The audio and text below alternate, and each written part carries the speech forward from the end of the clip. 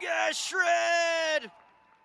Welcome to You Guys Shred. When the van breaks down in Texas, but you don't know why. When your fan invites you to their wedding, and when you're too drunk to accept any more free drinks. I am your host, Keaton Stewart. I'm your co-host, Tyler Christensen. If you guys like the podcast and you want to support us, you can go ahead and subscribe, share, and review. You can find us on all the streaming platforms, including YouTube. You can find our own musical project, Poet Bones, also on all the streaming platforms, and our merch on poetbones.com. Today's guest is a very talented, hardworking individual. He's got a new single called Calvin Klein coming out on October 28th, and he's hitting the road starting in Orem, Utah, November 9th. Please enjoy Tyler Rollins of Anxxiety. How's it going, man? Good. How's it going with you guys? Oh, you know, snapping necks, cashing checks. Story of everyone's life, right? The only story you want to be told. Yeah, no one else wants to hear any other of that bullshit. Isn't that like the whole idea behind the name Anxxiety?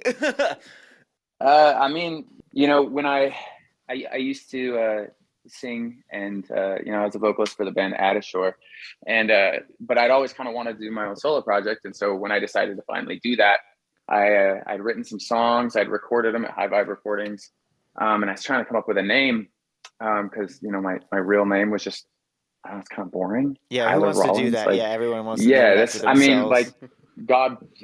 The Tyler Rollins kids, project. those kids with the really natural stage names, you know, lucky sons of bitches. But anyway, so I was actually, you know, at the time I was talking to Pablo Viveros from Chelsea Grin about it. You know, I was like, you know, we were talking about the whole solo thing, and I was like, Doug, I can't come up with a name. And, you know, I was kidding, but I was like, you know, shit, I'm just gonna call myself Anxxiety because this just coming up with a name is giving me anxiety. And he replied, and he was like, yo, no, that's hard. Do that, but spell it with two. But he's like, do that, but spell it with 2 X's. And I was like, and I don't know if he was even kidding, but I was like, you know, honestly, that makes sense. And then it kind of turned into this new meaning that just weirdly fell into place and fit because, you know, as many people these days, you know, a lot of us have, you know, are riddled with this anxiety or depression or all these other things. You know, I've had it since I was a small kid. I just never knew what it was. I just thought I was kind of a pussy. But, you know, it started making sense that I was like, you know, most of the things in life that have given me anxiety or have worsened the anxiety that just comes and goes in my life, music is one of those things, you know, like, am I going to make it as an artist? Am I going to chase my dream? What are people going to think? Am I writing music that I actually like? All these, so many things that like stress me out and give me this unnecessary anxiety. But unlike everything else in my life that has brought on that anxiety, music's the one thing that I'm not going to just like get rid of in my life to stop that, you know? So it's like, I'm kind of stuck with it. It'll probably forever, even to this day, years later, it's still like the, number one provider of any anxiousness I carry. And so it kind of made sense. It was like, you know, it's the one thing I'll never get rid of. So I'm kind of stuck with it. So I might as well own it. And the best way to own something like that is, as an artist, is to put it on the forefront, put it as your name, as your image. So I was like, okay, I guess I'm just owning this shit. So that's kind of the, you know, where the name came from.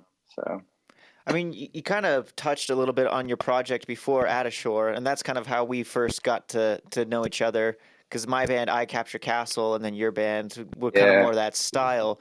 So I was just kind of curious, going from, obviously, Shore and Anxxiety are completely two different musically, you know, just different of course, conversations. So what was what was like the inspiration from going from that kind of music style to what you're doing now? You know, growing up, I've just, you know, since I was a little kid, I just loved music. I mean, I remember listening to like Smash Mouth and Backstreet Boys and some of the first CDs I ever had. And I just was like, you know, I was like, I want to do this, you know, I just don't know where it came from. The family I grew up with, none of them were like that. And so it was always there. But as I grew up, you know, it started with like, when I really started getting into music, started with like pop punk and rap, like 50 Cent and Eminem and everything.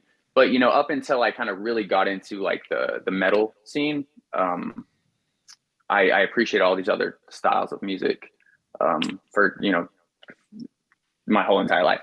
And, but at the time, in high school and around the time I graduated, I got really into like bands like A Day to Remember, and Asking Alexandria and those Warped Tour bands, those bands. And I just got more into that style of music than I had in anything else before. And so I kind of just wanted to do it, a lot of teenage angst and all that stuff. And, and I'd kind of like played around with a few garage band type things, just me and my friends, never played any shows or anything. And right out of high school, I joined the Air Force, and I was doing the military thing because to me, growing up in a small town, the music thing was just like a dream. Like it's like kind of impossible. That's the way I had understood it, I guess. And then while I was on a deployment in the Middle East, and I was just out there for too long, so bored, and I just had a lot of time to think about, this is not what I want to do for the rest of my life. Like I enjoyed it. I was good at it, the military thing, but I don't know, being away from your family and in a very unfamiliar part of the world, a very chaotic part of the world, you start to reflect on life a lot. And I decided I wanted to write music. So I started writing. And at the time I still wanted to chase the whole metal thing. I loved screaming. I just taught myself how to do it driving around in my car. And so I was like, oh, I want to do that. I want to start a band. When I get home, I'm going to start a band, or find a band. And so I came home, and that was my thing. And while I was out overseas, I had written like an entire album or more worth of lyrics, lyrical content. And so I started looking around, playing with old friends, playing with new ones, putting classified ads out there just to jam, getting together. And one of the kids that had been hitting me up quite often to just come jam was Skylar Lewis, who ended up being the original drummer for Adashore. And we would just jam with random people now and again, nothing too serious. And then one day he hit me up. He's like, "Hey, I'm trying out for this new band. They're looking for a vocalist too." So kind of, without getting too far from the original question, the switch from Adashore to Anxxiety, that's how Adashore happened. But the whole point, the reason why I'm explaining all this coming up to that point was I'd always appreciated all music. Just at that time in my life, metal was there. We got to a point with Adashore where things were just kind of slow. I am kind of obsessive and I guess just obsessive with working and consistently doing something every day, even if it's small, to just further that dream and push that career. But with a band, it can be kind of difficult. Not everyone has the open schedule that I have, being a full-time firefighter now. I have a lot of time off, and I kind of got a big boy job early on, and I understand like a lot of my band members were still struggling to find that in their lives. And so money and time and all this was an issue. So it's starting to stress me out, like not working towards my goal every single day. And so Adashore never really stopped.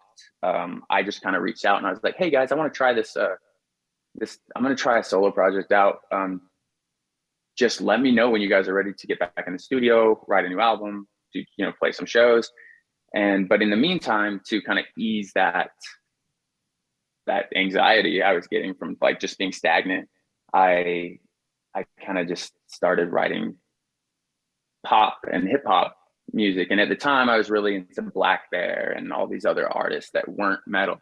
And that kind of just turned into something that I desired to push more. And Adashore, it just, like I said, it never really ended.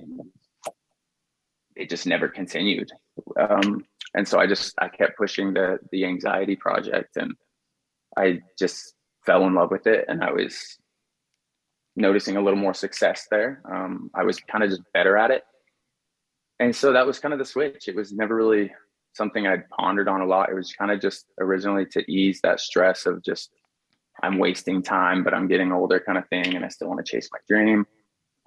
So I just kind of stopped depending on having an entire band to do that.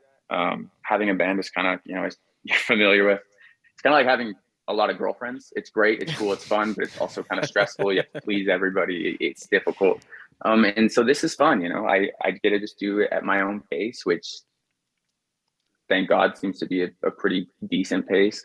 I get to do what I want to do. It doesn't have to be like an agreement amongst all your band members on which direction you should go. So I just quickly found out that as much as I love being in a band and that camaraderie and just that fun you have. This being a solo artist just kind of became more of my thing, and it just kind of stuck. So that's what I've been pushing. And there's nothing, I mean, I feel like I was curious what drives you, because you obviously are like, I mean, you already explained it, but I could already, from a listener's standpoint, see how hard working you are and how much you're putting content out and putting stuff out and you're constantly working.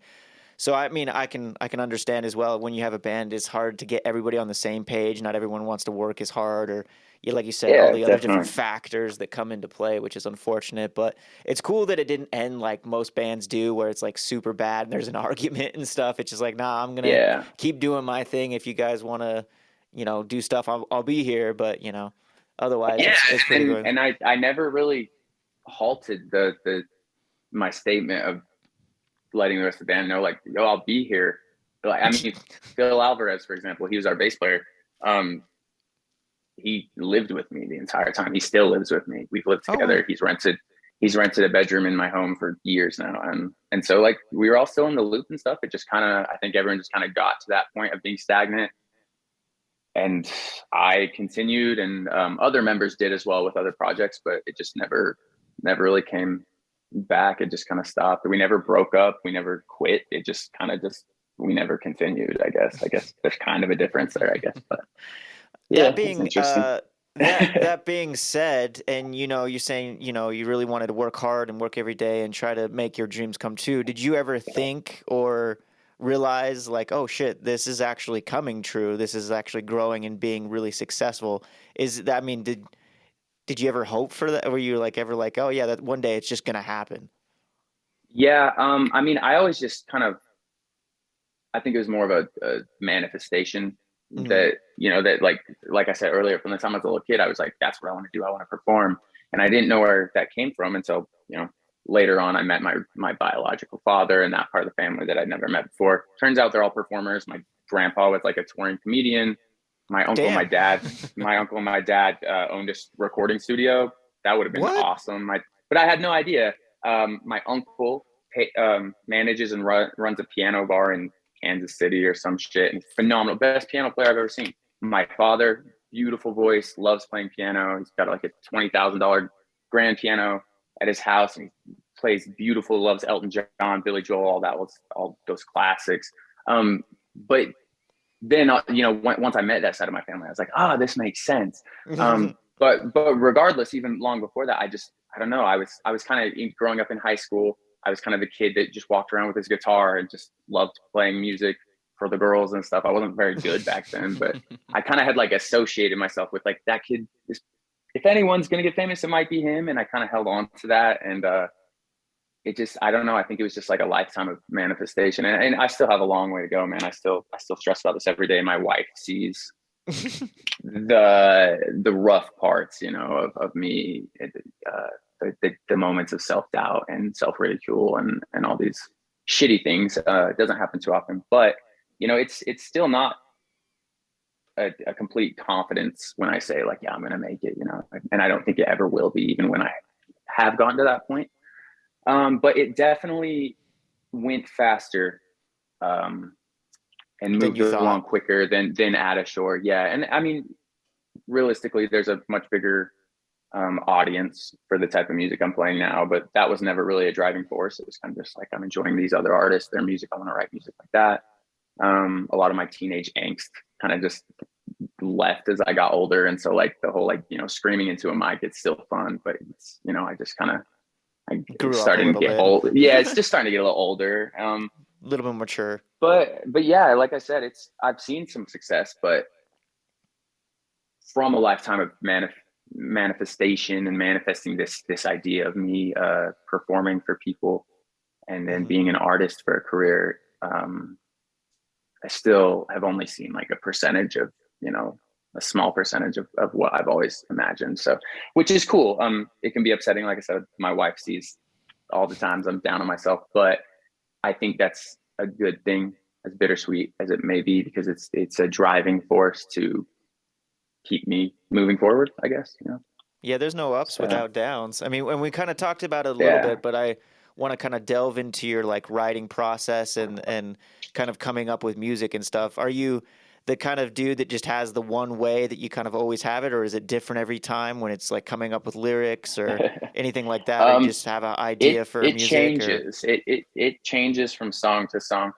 The easiest way would be to have, like a beat already or an instrumental already kind of there. Yeah, I watched y'all's interview with Cole Ashby of Classic Jack, and he pretty much hit it right on the head when he talked about this. You don't have to think, like, you hear it and you can be like, oh, this part slows down here. The main track is pulled out here, and you just have the beat here. So it kind of gives you ideas of what to do. But that's only very rarely have I just had a complete instrumental to work with from the beginning. Typically how I work is I'll go into high vibe recordings with Stetson Whitworth, with Bucket, and we'll kind of start from scratch.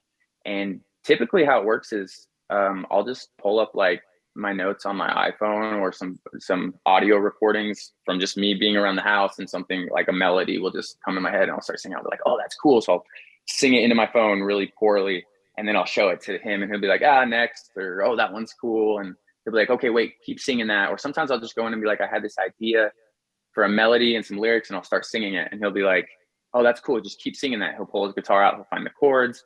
And then we, pull up the computer and start building a track that way. It just depends. I don't really have a specific way. I've just learned to appreciate certain ways of writing that are easier. Mm-hmm. But I've seen some of what I believe are my best songs come from multiple various ways of writing. So I don't really have a specific writing process. But I think that's kind of what keeps it fun and fresh, Yeah. I feel like when I put myself into too much of a routine and have too much of an exact process for how I do things, I feel like that pulls from the artistry a little bit. Mm-hmm. Because if you pull back to just, being an artist, not just a musician, but, a painter, a musician, or a dancer, or anything, like, art is about self-expression. And, I have ADD, like, pretty it's there. And so like my brain's always just jumping from one thing to the next. Or one day I wake up and I'm like, I want to write this type of song. And one day I wake up, I'm like, I want to do this, and it's completely different. Mm-hmm. But that kind of, I feel like, adds to my artistry. And so when it comes to my writing process, I feel like if I stick, when I stick to one thing, and, I go in the studio for months and we kind of start the day the same way, it almost becomes stagnant to me and boring. And so sometimes we've started writing songs 100 different ways, I feel like. So would you say that it's different at all when you're like collaborating with other artists? Like, do you usually come to them with an idea, or do you collaborate fully on the whole piece? Most of the collaborations I've done lately have kind of been them reaching out to me first. Early on, a big boost in the start of my career was I ran into Alex Kohler from Chelsea Grin, who had at the time just left Chelsea Grin, and he was working in the same studio, and I had heard wind of him wanting to do like hip hop, and I was like, oh, cool. We both left our bands around the same time, kind of trying to do the same thing. And I happened to run into him in the studio one time, and I mentioned that, just said hey to him. I'd met him a few other times, and played a few shows with him, and just met him through mutual friends, partied with him a little bit here and there over the years. And, him being a much bigger artist at the time, I was kind of like, hey, just heard you're doing this, I'm doing this. If you ever want to get together and write a song, let's do it. And I kind of left it at that. I didn't want to like look like some new artist, like trying to ride on his coattails or anything. I don't ever want to be looked at as that kind of guy. Didn't expect much of it. And then like weeks later, he hit me up and he's like, hey, send me some of your tracks. I did. And he was like, yo, I love this. Let's absolutely write a song together. So I was hyped. As a new artist, I was like, oh, this is a great start. Have a big name writing in the studio with me. And my intentions, or from what I understood, was of his intentions, was that, we were going to get together, write one song. So we did that. And then he just kept hitting me up. And I was like, oh, you want to do a couple songs? He's like, I think we should do just as many as we want. He really enjoyed working with me. We worked well together. In that instance with him, it was kind of like we text lyrics back and forth. We kind of just get together, but we'd get in the studio and we'd just be like, this type of beat, and Bucket would just make a beat, and then we would just sit on our phones writing lyrics, and it was kind of just like a complete random style of writing. But he was one of the artists I collabed with the most. Other ones have just been like, hey, I have a verse, a song's mostly done, do you want to do this? Or like, I'll have a song, I'm like, I don't really have a second verse, maybe this guy could get on it, he would fit the song well. But there's been actually very few times with collaborations where it's been in person. It's usually just kind of over the phone. It's very 2022 style of working, which is convenient because life's busy, we're always doing things. I'm always on my damn phone, so if I'm gonna be on my phone, it might as well be over something productive. Yeah. But yeah, the writing styles, like I said, yeah, with collaborations, they kind of change based on the artist, but a lot of the time it's people I've never met before. They'll be like, hey, I found you on Spotify, I found your Instagram, do you want to jump on the song? I'll listen to it. If the song's cool, I'll be like, oh hell yeah. If it's not, I'll be like, maybe not this one, like try to be nice. I get a lot of not bad songs, just songs like if I'm going to collab, I want it to be like something that it's got to speak to you. Go into writing. Yeah. So it just kind of depends, man. It's like I said, my artistry reflects myself very much so, in the sense that I'm all over the place. ADD, the anxiety, all that dumb shit. You see it in my music, in my writing style, and the way I write music, and the songs I put out. If you go through my discography, like from early on, I've covered so many different sounds and genres. It's almost hard to like define myself as an artist. Like, people be like, what type of music you play? I'm like, fuck, I don't know, dude. Like, whatever. Depends on what song depends on what song you're listening to. Like, that's been the hardest question for me to answer. I'm always like, I don't know, pop, alternative pop, hip hop. I do rock music. Sometimes my hip hop, I'll start screaming like I'm still in a metal band. I don't fucking know, man. Like, that's for you to decide, dog. That's cool though, because then you're unique. It's not just one. You're not stuck in a box. You can kind of do whatever you want or what you're feeling or vibing at the time, which is, I would say, more interesting than being stuck in like a one kind of genre kind of thing. For sure. Something for everybody. Something for everybody. Exactly. And that's the idea, is I don't want to be tied down to one style of music, just because like when I driving around in my car, I'm at the gym, and I throw my Spotify on, every song that plays after the next is a completely different genre half the time. I've appreciated all kind of music, just music as a whole, from like oldies to hip hop to death metal to country. Hell, I've told my friends several times, I've told Bucket, I was like, dude, one day we're gonna write a country album just for fun. Yeah. I don't know.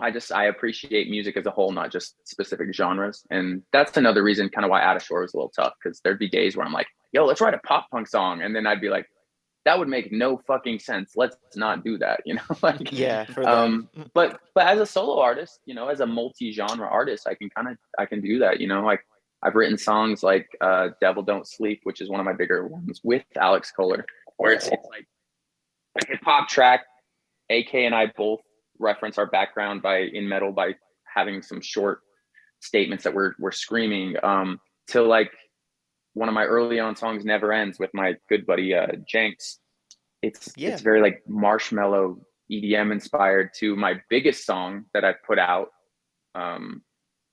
which is a pop punk hip hop fusion, so it just gives me freedom, because I set kind of a tone accidentally. I didn't do this on purpose, of doing different styles. So like if I drop a new song, I'll never get the comment. I've never seen the comment, oh, I like his old stuff better. Oh, he's changed so much, because I was changing from the time I dropped my first song. So I accidentally set that standard, and I'm glad I did, because now I kind of have the freedom to, as I grow up and become an adult and things in my life change, my music is going to change, because like I said, my artistry it took a while to get there, but I believe now it's a pure, true reflection of who I am as a person. And that's what's important to me. And so that's going to change over time, And so as a listener, that's like super exciting as a listener, like not knowing what's coming next. And then, I mean, I guess what's coming next? I mean, Sad Together was the last thing do you have more music on the way? Yeah. So new music. Yeah. The last 3 singles I've released. They've kind of been from the grip of songs I've been writing over the last couple of years. I had some big life changes, and without realizing it, I realized that the music I was writing changed too. My voice, weirdly enough, somehow my voice just matured and changed kind of with the events going on in my life. And it brought forth this whole new style of music that I've kind of been working with. And however, with that comes like this excitement of, oh, I need to make sure I release these the right way. I need to make sure I try at least as hard as I can to get the attention that I believe they deserve, which will never happen. But just because I have higher standards than I will ever allow myself to meet. But I've kind of just been like, you know, weirdly enough, all these songs I've been writing that I haven't released yet almost tell a story of the last couple of years of my life.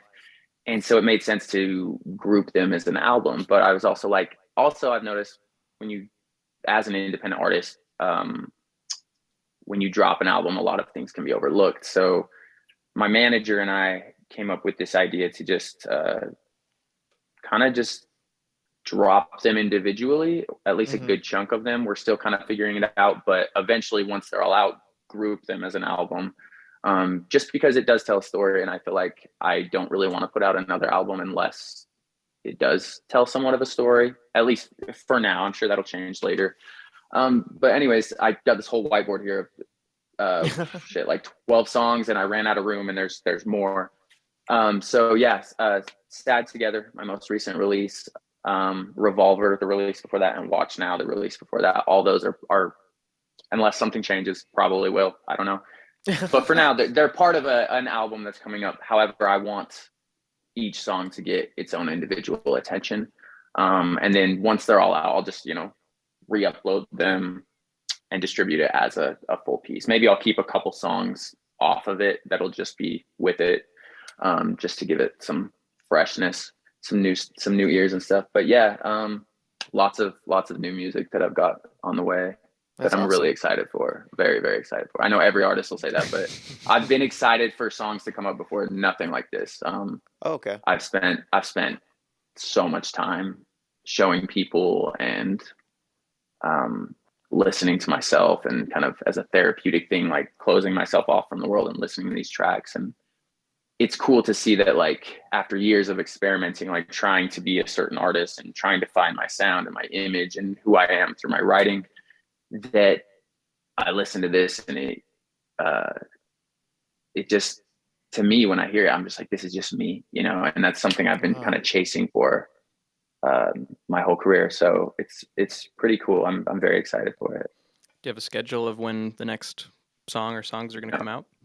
I can't announce that. Ish. We're playing it by ear. The good thing about releasing songs one by one is it gives you content, it gives you something to look forward to. It doesn't really give you much time for people to kind of, new fans kind of be like, oh yeah, I forgot about him. He hasn't put anything out in a year. My manager and I are just trying to be, you know, at least every 2 to 3 months, drop a new single. I just uploaded my next single. It's called Calvin Klein. It's featuring a rapper from Atlanta. It's kind of a, I don't know, it's kind of a more relaxed hip hop type song. I wrote, a majority of it was inspired from a vacation my girlfriend at the time and I, who is now my wife, but she's my girlfriend at the time, we went to Costa Rica, both of us, for the first time, and it's beautiful. And I actually proposed to my wife out there. And so the trip had a lot of meaning. It was a lot of a time where we got to know each other more and bond and grow and kind of take that next step in our relationship. And so it's not about that, but there's like certain references in the song that reference that trip. So it's kind of a cool one. But that comes out the end of this month, on the 28th, October 28th. So I just announced it. Just the other day, 2 or right? 3 days ago. Yeah, just the other day. So that's the next thing. And then I'm going to try to push for one more single before the end of the year. If not January, first thing, I'm going to just come out the gate and try to drop a song every 30 to 60 days or so if I can. But like I said, it's kind of, my game plan for this has kind of just been developing as we go. with the same end goal, but we'll see how things change. And also if other things come up, like I'm going on tour next month, so that's probably going to put a little delay on things, stuff like that. So yeah, I mean, when you do that though, I mean, when you the singles, obviously, then everything gets the attention it deserves. Usually, if you just drop an album, like you said, maybe a couple people listen to it, a couple for the week or whatever, but then they move on to the next thing versus getting it all in one. And yeah, I kind of wanted to talk about you hitting the road soon. Do you want to kind of talk about who you're going out with, where you're going? Yeah, of course. So earlier this year, I played a concert here in Salt Lake with an artist with Call Me Charisma, and Justin Stone. He's a rapper from Ohio. I had kind of mutual friends that were able to kind of reference myself to get on the show, and then I reached out to Call Me Charisma's manager, got myself on the show. Did a great job, and their drummer and some of the other part of their team, you know, they were like, dude, you should come to Denver with us tomorrow. Like, you want to get on the road? You were awesome. Like, we became friends very, very quickly. I couldn't go because I was like, dog, I got work. This is last minute. I can't just get up and go on tour like that. I have a big boy job and a mortgage and things. Yeah. But regardless, we started talking, and they're like, dude, we want to get you out on some shows. And so earlier this spring, I went on a partial, just part of Call Me Charisma's tour, his US tour. I went on like 6 dates just because I hadn't toured before. I'd played what feels like a million shows just all here in Utah, so, you know. So it was a good way for me to be like, oh, this is perfect. I don't have to do the whole tour. I can get in, see if it's even something I actually like, get some experience, get some exposure. And it turned out to be hands down one of the best things that I could have done for my career, just because of some of the most loyal, dedicated, hardcore fans that I have to this day all came from that tour. Like, there's something about just live music that just creates a bond with fans that you can't get just from streaming a song on a playlist, you know, or seeing someone on social media. So it was amazing, incredible. I loved it. Outside of coming home to my wife, whom I missed very much, it was very bittersweet to have to come home. So I'd been carrying on conversation with his manager, and they went on a European tour, came home, they announced this US tour. They went on the first leg already, and they're back now, I believe. And then they have a second leg for pretty much the West Coast, and I took on most all those shows. They've been really cool with just letting me be like, hey, do you want to go on a couple shows? Do you want to do the whole thing? He offered me the full tour, first leg and second leg. But it was kind of too late of notice for me to, you know, because I still work a full-time job as a firefighter, to figure that out. So I was like, well, I can't do that. Maybe I'll just do a West Coast run. And they were like, yeah, of course. So they're bringing me out again for a West Coast run. I think we go, let's see, starts here in Utah, actually, in Orem. They're doing a show in Orem, and then from there we drive to Spokane, Seattle, Portland, Sacramento, Vegas, Phoenix, all those, LA, pretty much just the usual big cities that one would hit on a West Coast tour. So pretty excited for that. It'll be fun. I'm taking a drummer out with me. I usually just play with myself and a drummer. You're taking Connor out, right? Yeah. Yeah, I'm taking Connor Christian. Everyone knows Connor. He's great. He's incredible. I took him out with me on a few dates last tour. It was kind of, at that point, we'd never performed together. We talked about it for years, you know, kind of just like small talk, like, yeah, I'd love to play a show with you. Hell yeah, I'd love to have you drum with me.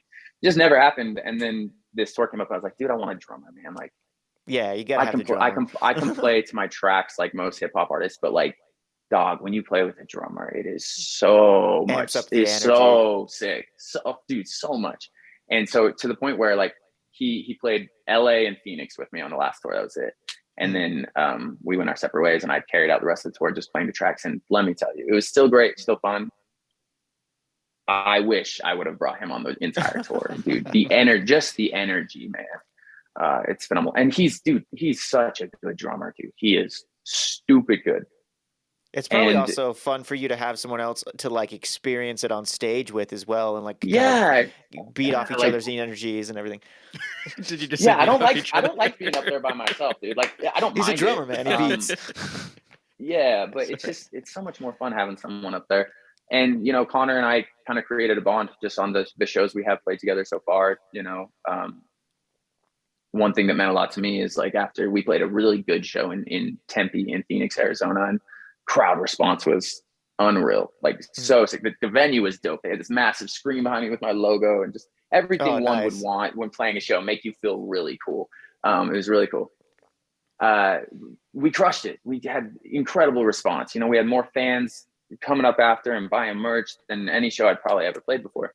And it was just great. And Connor felt it too. And afterwards we were at our Airbnb and he was like, dude, I want to be your drummer. Like, I want to just drum for you. And then, you know, and so I was kind of just playing the cool guy card. I was like, yeah, man, like, I think it'll be fun. And then like later I thought about it. I was like, dude, I feel the same way, man. Like, dude, we just become really good friends since that point. And so any chance I get, if you know, because he plays drums for Charlatan in a Motley Crue cover band called Motley 2, and so he's a busy dude, and he's just always drumming. Yeah, he's all over the place. And I told him, I was like, one day I'm gonna take you from all that. I was like, I won't for now, but one day I'll make it worth your while. I was like, one day you'll be mine and I'll be yours, and I'll pay you a stupid amount of money to where you can just not worry about the other shit. Sorry to your other dudes, but I'm gonna take you.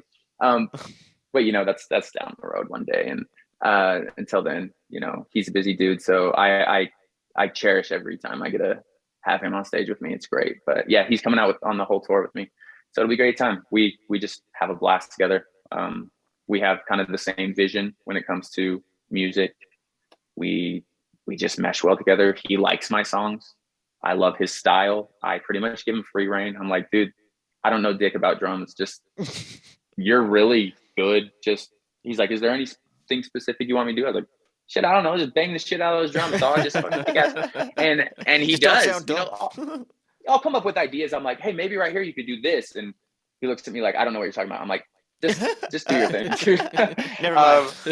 But he's great, dude. And it's cool because it's nice to have someone that you can just trust to just kick ass. You know, like I said, I don't know dick about drums. So I'm not going to be like micromanage him or anything. And I can trust that no matter what he does, because he's literally never done anything where I'm like, Doc, that's shot. No, that would be so ridiculous. Every single, like, we'll be rehearsing and, you know, like with our in-ears on, so we can't hear dick, but I'll just be like, he can hear me in the mic and I'll just be like, that was always do that. That was like, and I do that like 8 times a song and it probably gets annoying, but no, he's great, dude. And it's just so cool to have somebody that you trust 100%, not 99, not 50, 100%, where I'm like, dog, you just do your thing because you just kick ass and you know what fits my music, you know. Even though the other projects he drums for are like rock bands and stuff, and you know, we have a little rock influence in my music, but a lot of our stuff is like trap beats, a lot of hi-hat action and stuff. And dog, he's insane. He's great. Yeah, it's always nice when it clicks like that, for sure. Yeah, and there was never a problem there. Just from day one, the last tour we went on, I think we rehearsed once, maybe twice. Like we kind of pushed it the last minute. We might have rehearsed twice, I think, but we'd never played together before. And I was like kind of stressing. And then after the very first rehearsal, I was like, oh, dog, we're good. No, you're good. This guy's great, man. So relief. It was good. That's awesome, though. Speaking of touring and shows and all that, kind of the emphasis of this podcast is like the bad times of shows and touring. Do you have any like funny shows from like Anxxiety tour or like even like at a show in those just days? Any shows. You know what? Surprisingly, with the amount of shows I've played, a lot of them have gone really well. Almost all of them. I forget Anything my silly? words all the time. Okay. All the time. But I'm also really good at pretending like I meant to do things.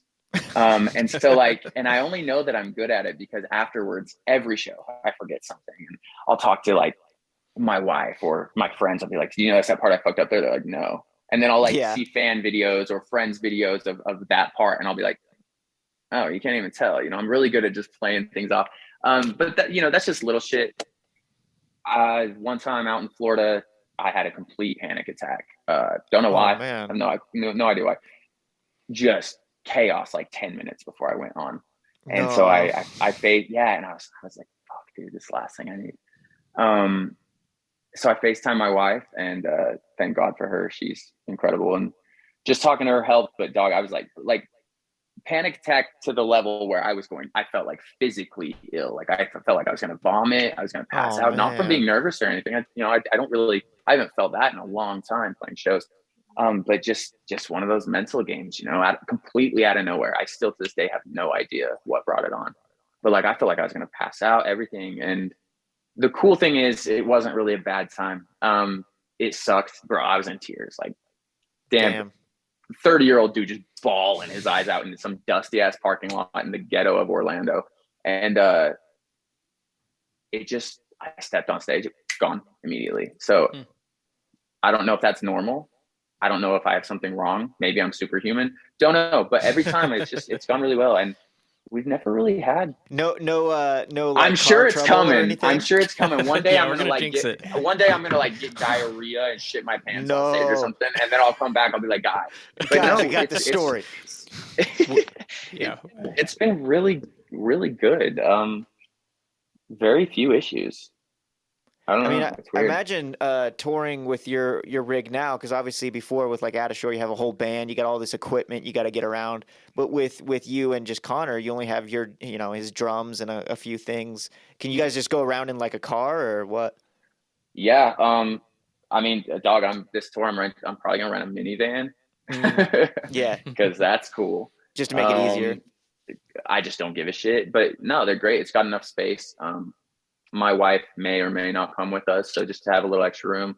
I know Phil Alvarez. He's actually been hired by Call Me Charisma to do all his audio for the shows. So he's been on these tours. He's been gone for the last few months. He's home now, but he'll probably ride with me because he runs my stuff well. Plugs it all into his play. But yeah, we don't. Last tour, they had Call Me Charisma. His team had room in the van, so they just let me ride in the van with them. So it was great. That's convenient. I saved tons of money. Yeah, and it was chill. Those guys are great. They're fun. Their drummer Noah Buadonna, he's a phenomenal drummer. Him and I have become really good friends. And his merch guy Tyler Rose from Nashville plays in a country band. Came out to run merch for him, and when I hung out in the van, we had a great time, dude. It's fun. But yeah, because of our minimal gear, it's like Connor takes up all the room with his drum set. I mean, I have a wireless microphone, a merch box, and some in-ear rigs, which takes up like a glove box. Yeah, you're good. It's cool, because being in a band before, just load in would take forever. It's like the downside of being a musician is all the load in and then load out and all that. I set up my merch table in like 10 minutes, and then I'm just like, just plug the computer in, press play. So it's very convenient. Connor, granted, has his normal thing, but it's real simple, really easy. It's nice. So you've never had a lot of upsides to being a solo artist. Yeah, true. You're not wrong.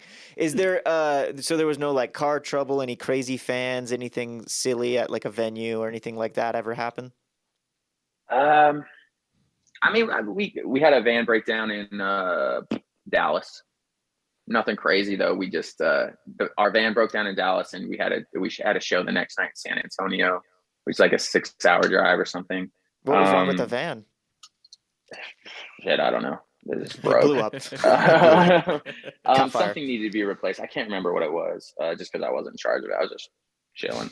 It wasn't my van, but we ended up renting a minivan, and we had to drive 6 hours to San Antonio, and then our next show was in Orlando, which was like another however many hours.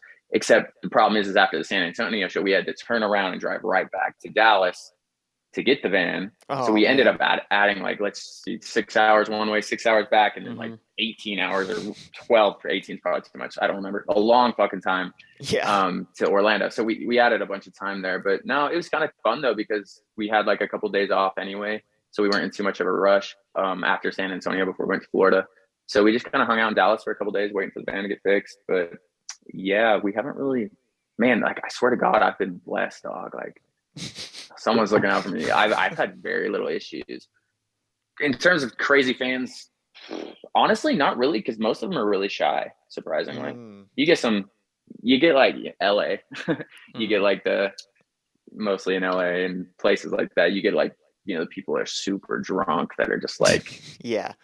hanging on you, and they smell like shit, and they just like stink because they're sweaty, but Uh, God bless them, they're having a great time. And it's like hard to be like, hey, I gotta go over and do this, because it's like they're like worshiping you and just like being the Mhm. coolest people, and they're great. But it's unless they're really drunk. I've actually had really good fan interaction, and I try to meet every one of them. I'm not at that point as an artist where I can just like disappear and then just show up on stage at this grand entrance and everyone's like, I hope I see him. I get off stage, I walk to my merch table and I hang out there till everyone's kicked out. Just because I'm still growing. I'm still trying to make a name for myself. I'm still trying to get people to appreciate not just my music, but who I am as a human being, because I feel like that ties a fan to you more. If you're just a good person and you spend time to talk to them. So, man, my wife even, she'll be like, "You ready to go yet?" Like, show's been over for 20 minutes. I was like, I want not to go. until, like Mhm. I just try to talk to them all and stuff. And most people are just very nice. Yeah, I don't know, man. Maybe I just don't have as much experience as I need to start getting like this crazy stories, but it's been That's not pretty true. pretty boring in that sense. Stage is great, and being on stage is great, and the road is actually kind of fun. It gets old after a while, when you're driving, especially like West Coast, like and going down through the South. The East Coast is all like close, but it's in the car for like 12 hours at a time, driving through Texas and stuff. But Yeah, it's so nothing too vast. crazy, man. Nothing too crazy. So what's been your Not yet. favorite place you've played so far then? Phoenix. Phoenix? You I guys don't have know like crazy what's. I crowds think there, or? I don't know if it's the heat or what. But bro, people know how to party in Phoenix. They just, like people, and there's a lot of other close calls. Mm, Salt Lake City, dude, I love playing shows here. However, Utah is really hard to get people to get out to shows, and that's coming from the last, I've sold shows out here before, but it's still, yeah. there's some towns, if you play the right town, you can put up one goddamn flyer and people just show up because they want to get out. And that's how Phoenix was. I think a lot of it has to do with, that area down in Tempe is just right next to Scottsdale, Hmm. and Mesa and all that. And it's kind of a party town. So like people just showed up, man. Dude, we played that Phoenix show, and I had a kid from northern Utah drive all the way down just to come to the Phoenix show, him and his girlfriend. That's Um, awesome. yeah, so cool. And he'd been to like every one of my shows since and a couple before.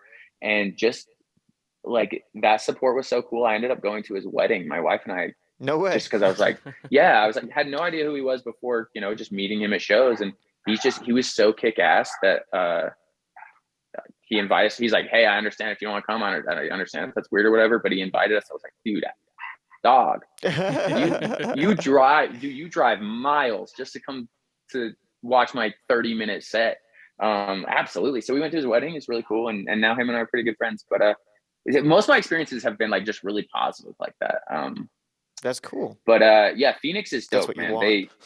They just, the venue was awesome. The people, just more people showed up to that show than any other show on tour. I just like when people show up, and especially opening a tour. Yeah. Uh, it's nice when you play earlier on in the night, when everyone's not just kind of standing there and just like kind of warming up, Hmm. um, or they're not drunk yet or whatever it Yeah, is. yeah. Dog, I walked out there and it was like they had come. Connor and I went out on stage, and it was as if they came to see us, as the headliner almost. And half of them didn't know the words of the songs, but they were trying. Yeah. And dog, it was so cool. It made me feel like a goddamn rock star. So I like playing those kind of shows, just energy, because I want the biggest compliment I've probably ever gotten from my live performance is, I love your energy. You know how to perform. You're a performer. Your energy. I walk off stage about ready to pass out every time. I can't breathe and shit. Like I don't stop moving, because I try to give people a fun show. Yeah. Even if I look like an idiot up there, people like it. I've seen too many shows where people kind of they're just like up there, but they're not really performing. Yeah. They're not putting on a show. Exactly. And And even if I don't have, a budget for crazy stage props or crazy lighting or anything, I'm going to get up there and shake my ass like I don't know how, and I'm going to put on the best show I can. However, even though I try to give as much energy as I can, I also, what fuels that is the crowd energy. And I'm sure that's the same way for a lot of artists. It's harder to maintain that energy for an entire set when everyone's just kind of like, yeah. But dog, Phoenix, man, I'll watch videos from that show and you almost can't even hear the damn music because they're just going nuts. Like I said, half of them don't even know who the hell I was. Like, but they were there to have a damn good time, and they showed it, and it was really fun. And so I'm excited Phoenix is on this next tour, because if they show up like they did last time, that was dope. Hell yeah. You heard it first, Yeah. Phoenix. Phoenix, dude. And I've heard it from a lot of other artists that they just love playing down there. I don't know, man. It's just it's probably because they're so damn hot all the time. They're just a little crazy or something. Just kidding. I know I would. I don't like the heat, but yeah, I love Phoenix. Phoenix is great. Salt Lake's fun. If you play the right show and you get the people there. Jacksonville, Florida was awesome. Dallas was really fun. I really like Dallas. Dallas is probably a close second. We played a ton.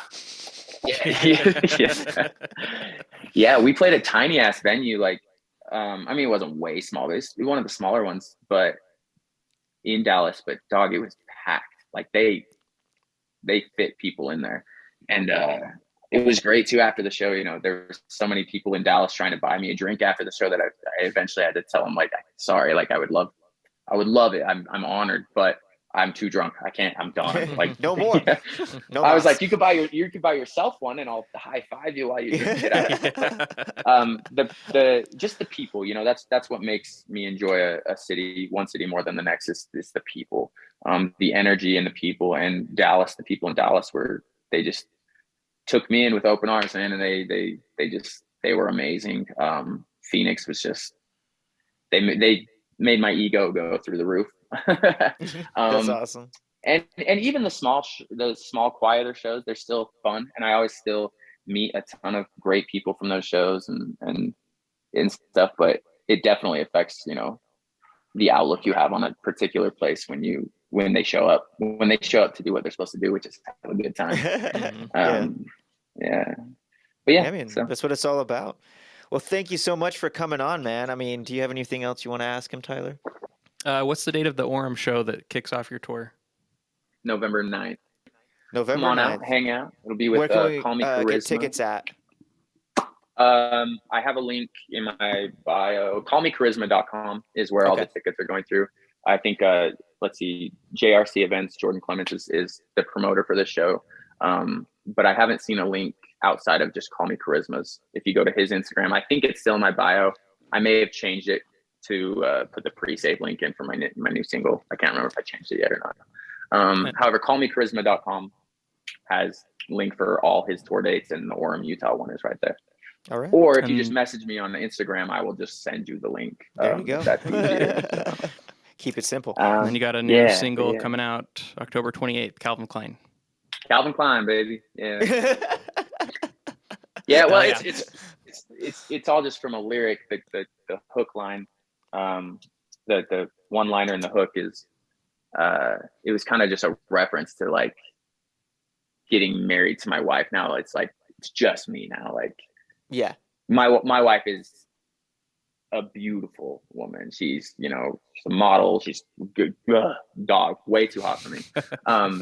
But so for me, it was kind of like, hip hop is all about flexing and stuff, but it's like, I don't mess around with hoes. I'm married, so I've had to find this like new way to incorporate into my music. And so it's like, my wife's hotter than all your hoes, dog. So, the line in the song is, the only other man on her ass is Calvin Klein, referencing Calvin Klein underwear. Cool. Yeah. So it's I don't know, I thought it was witty and dumb and clever, but that's where the title came from. So. Well, we look forward to it, and it's been a pleasure talking with you. Thanks again, man. Yeah, likewise. Thanks for having me. Appreciate it. Yeah, maybe we'll next time I'll have some better stories. Maybe I'll purposely cause chaos on this tour. So I'd be like, dog, I got some stories. We'll see how the Orem show goes. See if they have AC. Utah's pretty mellow. Yeah, you might see me drop dead, dog. I'm out of shape. I don't do the heat. Well, thanks, guys. Take care. Yeah, appreciate you having me on. Thank you. Appreciate it. Yeah, take care. We'll see you on Orem. Later. See you in Orem.